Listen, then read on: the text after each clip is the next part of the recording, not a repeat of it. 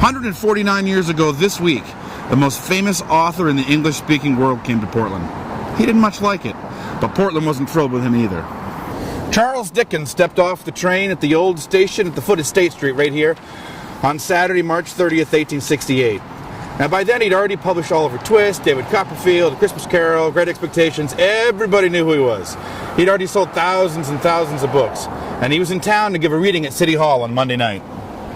But was the mayor here at the station to greet him? Nope. Was there a brass band? Nope. In fact, there was no fanfare at all. In Boston, he'd been greeted by an adoring mob of people. But here in Portland, nothing. So he walked 1.25 miles uphill to the Preble House Hotel. At the time, that was by far the ritziest hotel in town.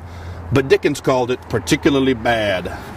He said the food was bad and disgusting, and he thought the dishes they served him with were too small. He had a cold, coughed all night until he drank a mixture of opium and wine called laudanum, and then he got some sleep.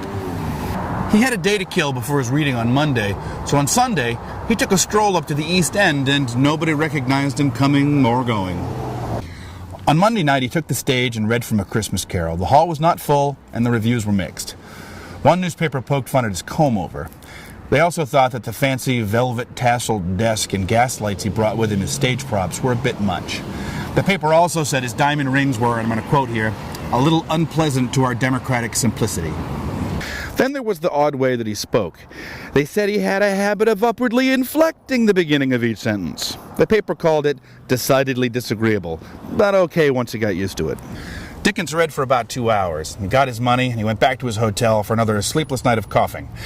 He was on the early train out of town in the morning and he never came back. A couple of weeks later, the Eastern Argus newspaper wrote, "Dickens has come and gone. As we cannot have Dickens again, let us do the next best thing and have Henry John Murray, Esquire, who, in some respects, is better than Dickens." And we all knew who that guy was, right? No? Me neither.